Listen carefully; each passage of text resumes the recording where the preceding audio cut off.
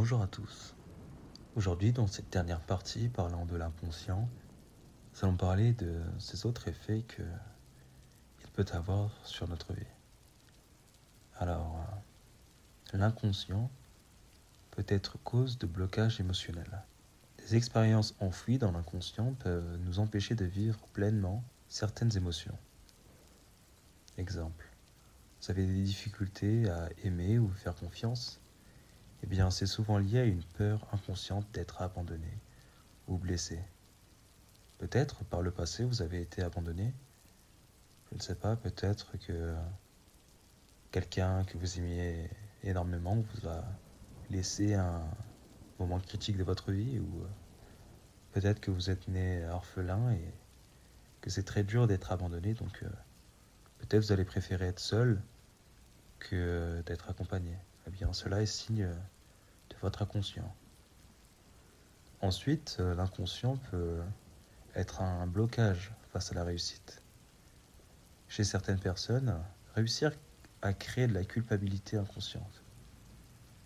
Il y a des gens qui peuvent se dire que je ne mérite pas ça, une position que vous avez eue, des amis que vous avez. Vous vous sentez ne pas être à votre place. Vous êtes un étranger. Eh bien, ce mal-être inconscient que vous avez peut troubler vos relations sociales. Peut-être vous allez être un peu plus mesquin avec vos amis. Peut-être vous allez être méchant, peut-être un peu plus arrogant.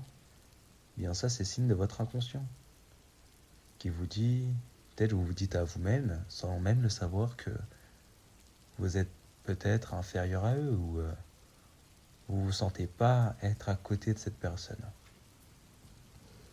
Ensuite, il y a un autre effet sur l'inconscient qui peut influencer nos relations sociales et amoureuses. Nous ne sommes pas toujours aussi libres qu'on le pense de nos choix relationnels. Nos désirs, nos attirances, nos peurs sont souvent guidés par des schémas inconscients. Certaines personnes peuvent tomber amoureuses ou amoureux de personnes qui te rejettent. Cela peut venir d'un modèle relationnel inscrit dans ton enfance. Ou peut-être que tu as du mal à t'affirmer en groupe.